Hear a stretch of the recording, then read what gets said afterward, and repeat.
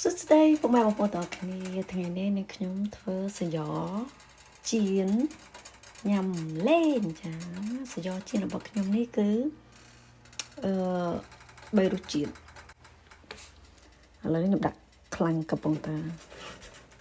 ឲ្យវាក្តៅអត់មើលសិនមើលវាក្តៅខ្លាញ់វាពុះហើយចឹងយើងអាចដាក់វាបំពងបានអញ្ចឹងសាយ៉របស់យើងគឺមានរសជាតិនេះខ្ញុំដាក់ស្នូលបកា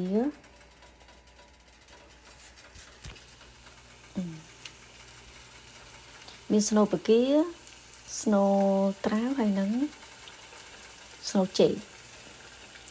ភាសាកូនខ្ញុំចូលចិត្តចេកចឹងខ្ញុំដាក់ស្នូលចេកទៅវាផ្អែមលើនេះសាយ៉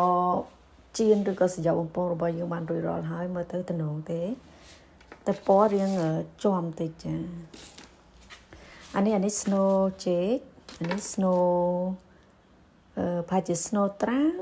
អ្វីនេះស្នូលបកាតើឡើយខ្ញុំភ្លុកឲ្យអ្នកទាំងអស់គ្នាមើលតើរសជាតិវាស្រួយកម្រិតណានេះទឹកជ្រលក់របស់យើងខ្ញុំឆ្លងនេះពុះចេកវាផ្អែមហើយយើងមិនបាច់ទេលក់